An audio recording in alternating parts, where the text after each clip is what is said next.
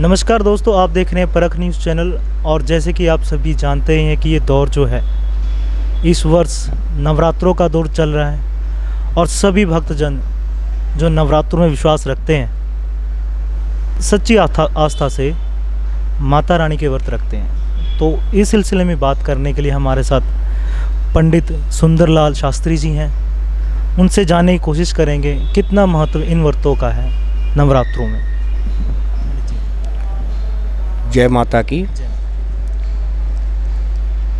तो जैसे कि आप नवरात्रों के विषय में पूछ रहे हैं, ये नवरात्रि वैसे साल में 3-4 बार आते हैं, लेकिन प्रमुख रूप में जो नवरात्रि हैं वो 2 बार ही मनाए जाते हैं। अन्य 3 बारों के नवरात्रों का कई लोगों को पता ही नहीं है।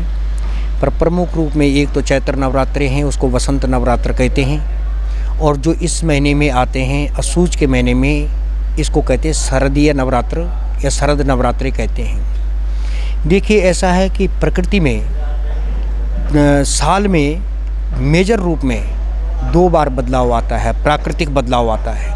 और ये जो प्राकृतिक बदलाव होता है, इस समय हम लोगों के पाचन तंत्र वगैरह भी कुछ चेंजिंग होती है, पाचन तंत्र डिम रहता है।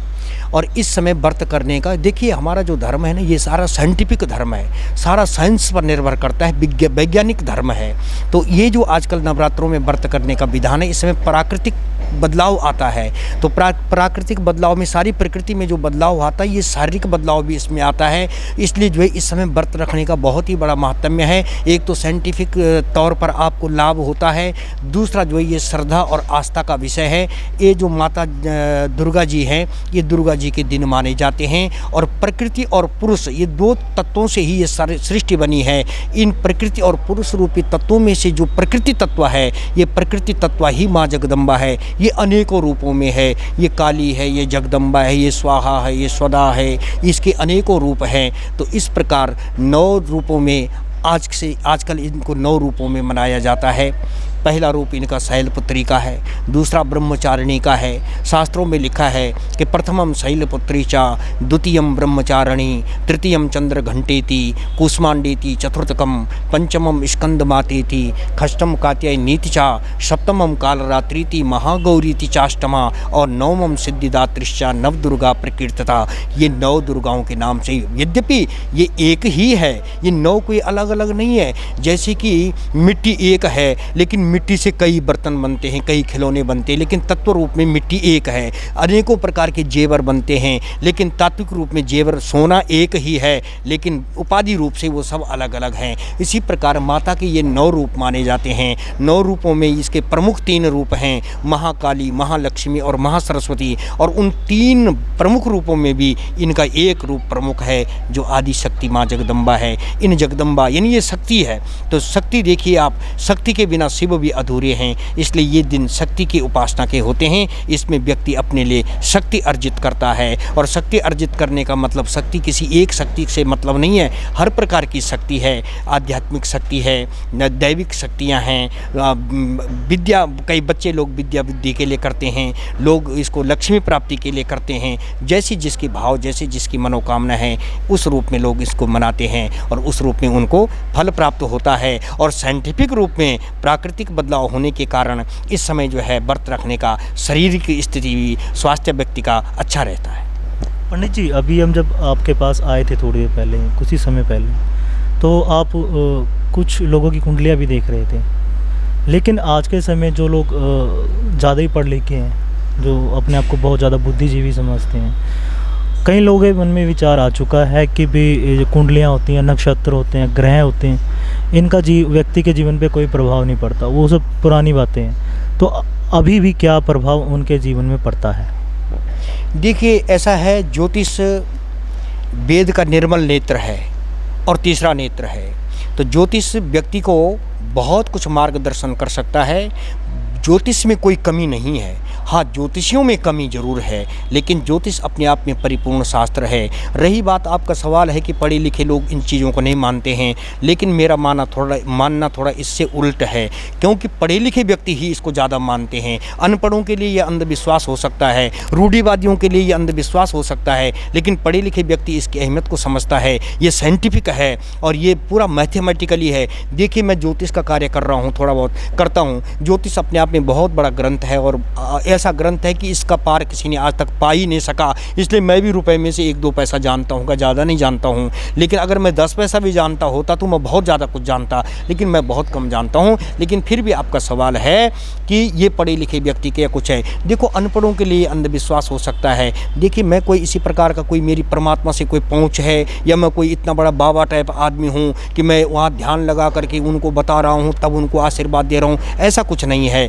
ये पढ़ाई है और ये बिल्कुल पूरा मैथमेटिकल है ये सारा। तो ज्योतिष का या खगोल शास्त्र का मानवीय जीवन पर, क्या किसी भी सजीव लोगों पर इसका बिल्कुल परिपूर्ण असर होता है और निश्चित ही होता है। और रही बात मानने न मानने की, सब लोग मानते हैं इसको बहुत बड़े बड़े, इसको अंबानी, टाटा, बिरला वगैरह मानते हैं, तो आम आदमी की क्या औकात है। इसको सब मानते हैं और बहुत बड़े बड़े IAS PCS लोग इस चीज़ को मानते हैं, डॉक्टर लोग इस चीज़ को मानते हैं। हाँ ठीक है, बेशक बाहरी दिखावे से लोग कह देते हैं कि नहीं ये हम नहीं मानते या वो नहीं मानते, लेकिन अंदर खाते इसको सब मानते हैं। और ये सबके लिए विषय है, किसी एक व्यक्ति विशेष के लिए नहीं है, किसी एक जाति धर्म के लिए नहीं है, ये सबका मार्गदर्शन करने वाला विषय है। ज्योतिष अपने आप में परिपूर्ण ग्रंथ है।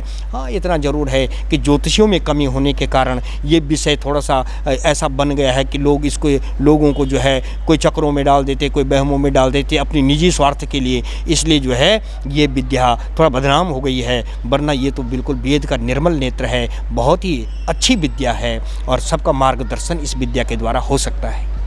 पंडित जी, जैसे कि अभी बताया आपने कि जो कोई भी शिक्षा, मतलब कि शिक्षा को पदार्थ है, अगर बात करें इन जो ज्योतिष विद्या आपने बताई है, उसकी शिक्षा भी क्या अलग से ग्रहण करनी पड़ती है? उनका क्या किस तरह सारा सिस्टम होता है? बिल्कुल बिल्कुल, ये एक विद्या है। कोई एक ही जाति का या एक ही धर्म का व्यक्ति इसको ग्रहण कर सकता है? हाँ, देखिए ऐसा है कि विद्या जो है ये ऐसी विद्या है कि इसको, आपने सवाल किया था पहले कि इसका अलग से कोई अध्ययन करना पड़ता है, शिक्षा लेनी पड़ती है? बिल्कुल बिल्कुल, इसका अध्ययन करना पड़ता है। ये अपने आप नहीं कोई ऊपर से विद्या आकर के हमें कोई आशीर्वाद के रूप में मिलती है। ये पढ़ाई है बाकायदा, और पढ़ने के बाद और इसको करते करते अभ्यास करने के बाद तब जा कर के ये ज्योतिष आ पाता है। ऐसा नहीं है कि रात को एक किताब पढ़ लिया और अगले दिन ज्योतिष बन गया। जीवन घिस जाता लोगों को इसको पढ़ते पढ़ते। मेरे को 30 साल इस जगह पर, 30 साल हो गया साहब मेरे को, और 30 साल से मैं इस कार्य को कर रहा हूँ। हाँ, रही बात दूसरा सवाल आपने किया कि ये किसी जाति विशेष के लिए विद्या है। देखो, किसी जाति विशेष के लिए ये विद्या तो नहीं है। हाँ, ये विद्या ब्राह्मणों के लिए थी। और ब्राह्मणों के लिए क्यों थी? इसलिए ब्राह्मणों के लिए विद्या थी कि ब्राह्मण इस विद्या से विवेक से कार्य करेगा और विवेक का सहारा लेकर के लोगों का कल्याण करेगा, ताकि जो है इसका कोई नाजायज़ फ़ायदा न उठाए। और आज की तारीख में जो ब्राह्मणों के अलावा जो इस विद्या को कर रहे हैं, इस विद्या से लोगों को मार्गदर्शन कर रहे हैं, आप जाओ उनके देखो, ऐसे ऐसे ज्योतिष कार्यालय खोले हुए हैं कि उन्होंने इतनी लंबी लंबी बड़ी बड़ी फीसें अपनी रखी हुई है कि वो इसका नाजायज़ फ़ायदा उठा रहा है। लेकिन ब्राह्मण इसमें से जो असली ब्राह्मण है वो इस ज्योतिष का फ़ायदा न उठाते हुए समाज कल्याण के लिए करेगा। हाँ, अगर उसकी जीविका यही है तो उसमें से जैसे आटे में नमक वाला हिसाब किताब उसकी रोजी रोटी चलती रहे। इसलिए ये विद्या ब्राह्मणों के लिए थी, और लोगों के लिए विद्या इसलिए नहीं है ताकि कोई इसका नाजायज़ फ़ायदा न उठाए। और जो व्यक्ति इसका नाजायज़ फ़ायदा नहीं उठाता है वो किसी भी जाति धर्म का हो, इस विद्या का को कर सकता है, प्रयोग में कर सकता है, उससे अपना कार्य कर सकता है। लेकिन इससे ये नहीं कि आप जो है किसी को जो है अनावश्यक बहमों में डालो, किसी को डरा दो, तुम्हारा ऐसा ग्रह चल रहा है, तुम्हारे ऊपर शनि चल गया, राहु चल गया, ऐसे झूठे में अगर कोई ऐसा करता है तो वो इस विद्या का नाजायज़ फ़ायदा उठा रहा है। इसलिए ये विद्या ब्राह्मणों के लिए इसलिए थी कि ब्राह्मण विवेक से इस कार्य को करेगा। क्योंकि ज्योतिष के फलादेश करने के भी नियम हैं कि क्या आपने बताना है, क्या नहीं बताना है, क्या बताने योग्य है, क्या नहीं बताने योग्य है, कितना आप आपने किस सीमा तक, आपने किस ढंग से लोगों को गाइड करना है, वो ज्योतिष के द्वारा। माना फर्ज करो किसी का जो है बहुत ख़राब टाइम आ रहा है और हम उसको बता देंगे तेरा ग्रह तो इतना ख़राब है कि तेरा और भी ज़्यादा बेड़ा गर्क हो जाए, वो बेचारे का तो बेड़ा गर्क पहले हो जाएगा। लेकिन हमने उसको इस तरीके से गाइड करना है कि उसको टेंशन भी ना हो, उसको कोई दिक्कत भी ना हो और उसका समाधान भी निकल आए, ऐसा किया जा सकता है। बाकी ज्योतिष से किसी की उम्र नहीं बढ़ाई जा सकती है या किसी को अनहोनी को भी नहीं टाला जा सकता है। लेकिन ऐसा है जैसे बहुत गर्मी लगी हुई है, गर्मी में हम आपको छाता दे सकते हैं कि लो जी गर्मी तो फिर भी आपको लगेगी, लेकिन थोड़ा आपके सिर पर छाता रहेगा, थोड़ी सी छाया बनी रहेगी। इस तरह के ज्योतिष के कुछ उपायों से ऐसा समाधान निकाला जा सकता है। हाँ, किस दिन क्या करना चाहिए, किस दिन नहीं करना चाहिए, किस दिन कौन सा कार्य करना चाहिए, यही चीज़, यही मार्गदर्शन ज्योतिष विद्या देती है और इसका समाज को जो है लाभ मिलता है। लेकिन उन लोगों से ही अच्छा लाभ मिलता है जो इस ज्योतिष को निस्वार्थ भाव से करते हैं।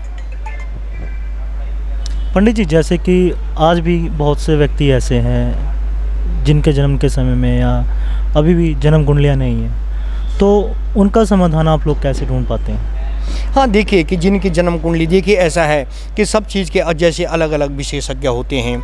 कोई डॉक्टर है तो कोई हार्ट स्पेशलिस्ट है, कोई ब्रेन स्पेशलिस्ट है, कोई स्पाइनल का है। तो इसी प्रकार से ज्योतिष में भी है, कोई ज्योतिष का विशेषज्ञ होता है, कोई हस्तरेखा का होता है, कोई मस्तिष्क रेखा का होता है। तो इस तरह से जो है जिनकी जन्म तारीख टाइम नहीं है, जिनका जन्म तारीख टाइम है उनका तो ज्योतिष के द्वारा देखा जा सकता है। जिनका जन्म तारीख टाइम नहीं है तो उनको ऐसे व्यक्ति उनके बारे में बता सकते हैं जो हस्तरेखा के अच्छे विशेषज्ञ हों, वो उस विषय से वहाँ से उनका पता लग सकता है।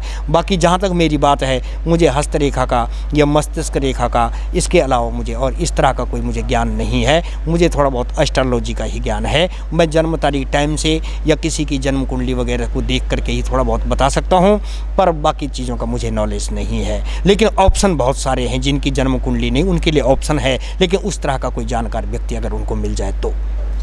फ़िलहाल जो पूरे भारतवर्ष में जो है नवरात्रों का समय चल रहा है, कुछ इस तरह का संदेश आप संगत को देना चाहते हैं जिससे कि संगत का जीवन थोड़ा बहुत सरल हो जाए, या जो कार्य उनको नहीं करने चाहिए, कुछ इस तरह की कुछ बातें आप कहना चाहें संगत को? देखिए साहब, कहें क्या करना चाहिए क्या नहीं करना चाहिए, ये विधि निषेध है। इसके उसमें पढ़ेंगे तो इसकी तो बहुत लंबी व्याख्या है।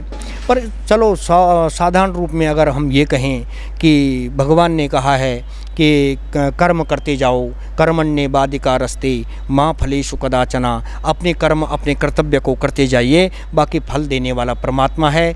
मानव जीवन मिला है तो मानवता जीवन में आ जानी चाहिए समय समय पर। अब मानवता जीवन में कैसे आए? मानवता जीवन में आने की ये है कि जैसे हम नवरात्रों के व्रत करते हैं तो हमारे मन में श्रद्धा आ जाती है, हम भक्ति आ जाती है। तो श्रद्धा भक्ति जिस व्यक्ति के अंदर रहती है उसके अंदर मानवता धीरे धीरे आ ही जाती है। वो किसी का बुरा नहीं कर पाता है, किसी के लिए गलत नहीं सोचता है। यानी व्यक्ति धर्म कर्म करता रहे तो उसके जो है जो बुरे ग्रह भी हैं, शास्त्र में लिखा है कि धर्मण्ये हन्यते व्याधि, धर्मण्ये हन्यते ग्रह, धर्मण्ये हन्यते शत्रु, जतो धर्मा ततो जया। धर्म कर्म करते रहें। धर्म कर्म कार्य करने से व्यक्ति के रोग व्याधि भी नष्ट हो जाते हैं, अशुभ ग्रह भी शुभ हो जाते हैं।